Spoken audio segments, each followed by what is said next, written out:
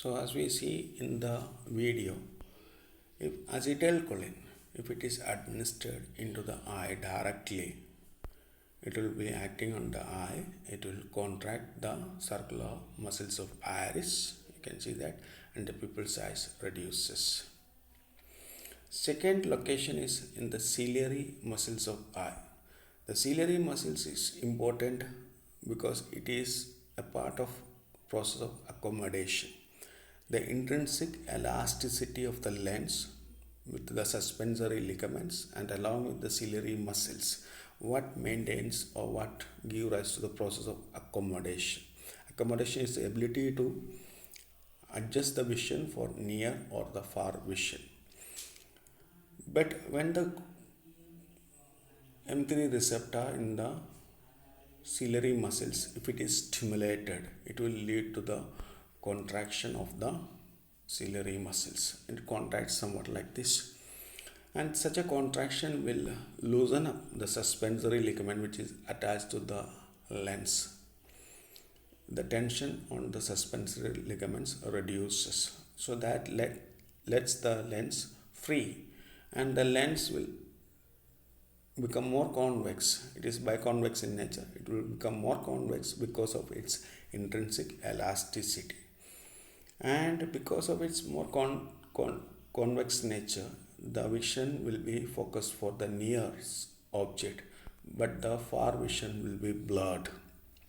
So there will be a difficulty in focusing for a far vision, what we call spasm of accommodation. Continue with the same chart.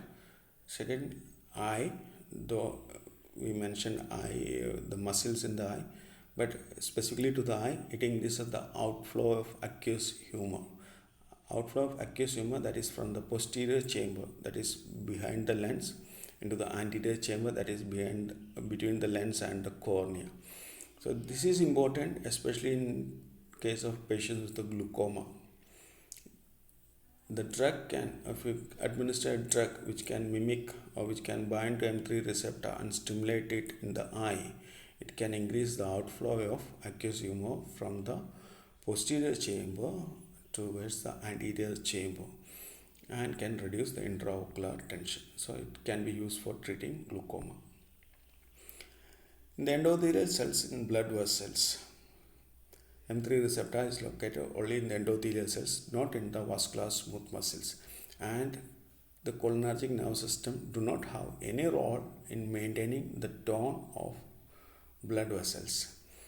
But it is located, the receptor is located in endothelial cells, and if the receptor is stimulated, that usually not happening in the normal physiology, but if you give a drug and stimulate the M3 receptor in the endothelial cells, it can release a transmitter what we call nitric oxide, and that can lead to cGMP mediated vasodilatation in the blood vessels, leading to vasodilatation.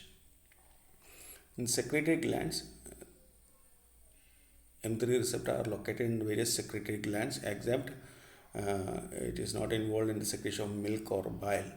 But all other exocrine glands, it is innervated with the parasympathetic nervous system, and M3 receptor is located, and it increases the secretion of all exocrine glands except milk and bile. And M3 and M4 and M5, it is most easiest. It is located in CNS, it is undefined, because in some places in brain it can produce a excitatory postsynaptic potential, and some places inhibitory postsynaptic potential. So we just end up it with a undefined action. So kindly study this, it's important. Thank you.